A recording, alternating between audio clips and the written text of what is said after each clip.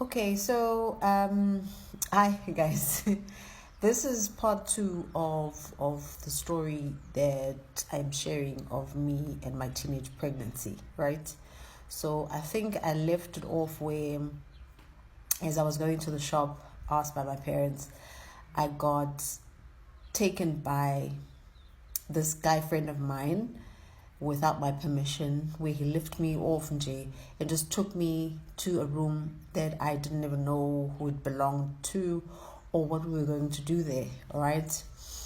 And when we got into the room, I was kicking and screaming because I didn't know why he was doing what he was doing.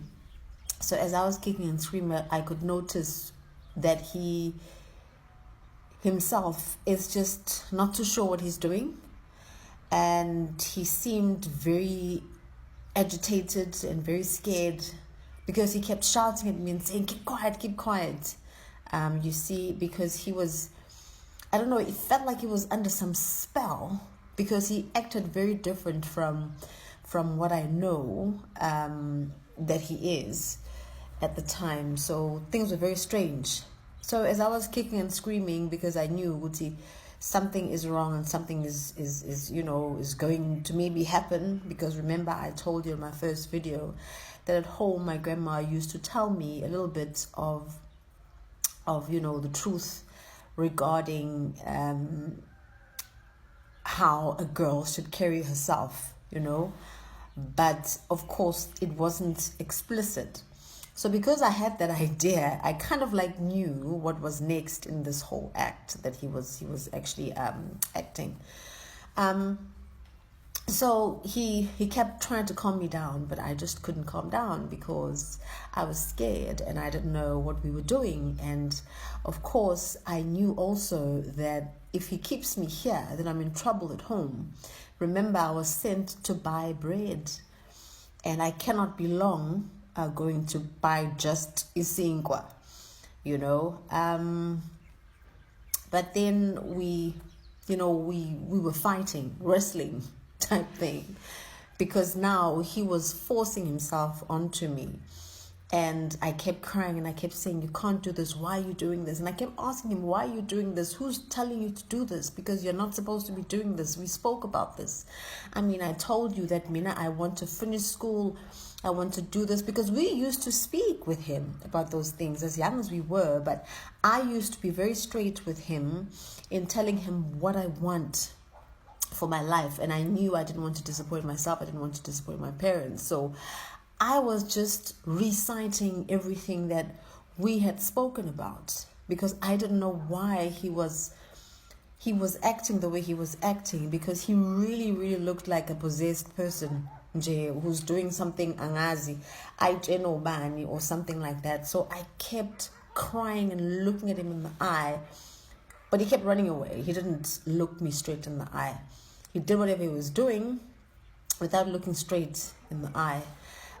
So I kept saying, Gibuga, just look at me. And why are you doing this? We have dreams. We have a future. As individuals, I still want to study. I still want this. I still want this. And I would tell him I don't want a baby, because that's what I was told. Boom, a baby comes.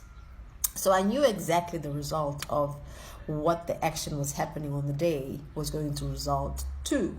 So that was frustrating me, But of course, my cries were just never heard, because he was really determined to do what he wanted to do on the day.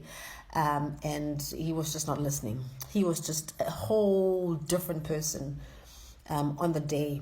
And the horrific thing was, as he was doing what he was doing, I could actually hear my mom calling my name.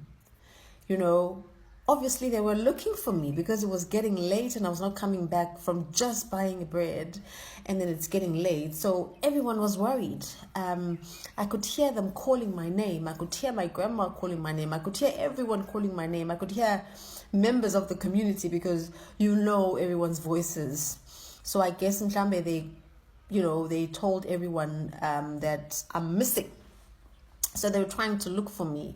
So I was crying. As I was screaming, shouting, "Mama!" He actually put his hand to cover my mouth so that I'm not heard when I'm screaming. As he was doing that, I really fought. And the most painful thing was thinking to myself, why is he doing what he's doing? Because he is not like that. What happened to him? Who said to him what he's doing is right? I just was so confused. And at the same time, I was thinking, in my head, I was also reciting what my grandmother had said to me. In my head, I actually could hear my grandmother speaking to me. I could hear her clearly speaking to me about this. And that was making me even worse, because I was like, I do not want to disappoint my grandmother. She does a lot for me. I do not want to disappoint. I was raised by a grandmother, so I didn't want to disappoint her. I didn't want to disappoint my family. And I was the only girl in the family. Even my cousins and they were all boys. So I was the only girl, Mzukulu, at home. So there was a big thing about a girl. The way I was treated was different, because I was, I guess, loved too much because I was the only girl.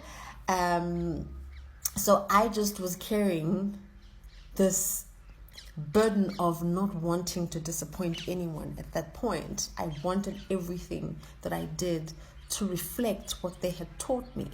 And that action that happened on the day was not reflecting what I've been taught at Kaya. So that was my worry. That was my stress at the time. And I was thinking, as he was carrying on doing what he was doing, Mina, I was not where he was, but I was thinking, okay, so if this happens, then I have a baby, then that means I'm not going to go to school anymore. That means I'm not going to have a future. That means I'm going to disappoint my parents. That means my life is over.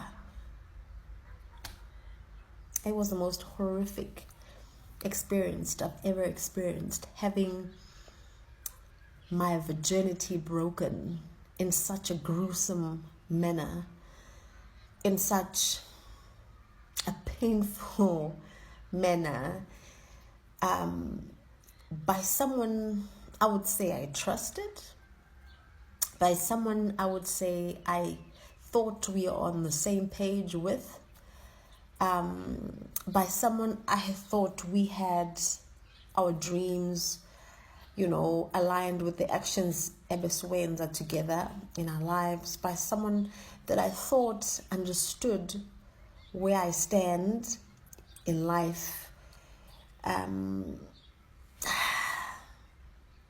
It was really, really killing. I do not want to lie. So my parents were looking for me, and I was looking through the keyhole. When he was done, obviously, then it's like he was feeling sorry when he was done having sex with me forcefully. And he kept begging me for forgiveness, saying, I'm sorry, I didn't mean to do this. I'm sorry. And he just went crazy. He was pulling his hair and sitting down, standing up, and Jay, kind of like regretting what he has done.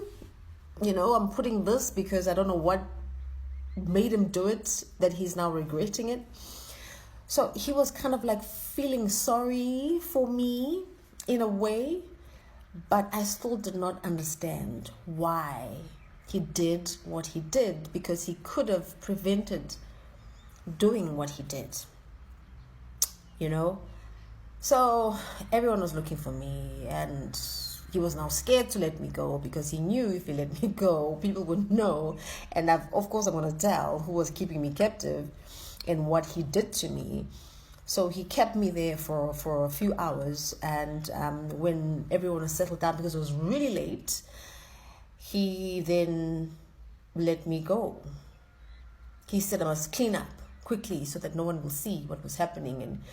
And I couldn't walk. Remember, I was a virgin. This was the very first time I've ever had sexual encounter. The most difficult time of my life. The time I will never, ever, ever forget.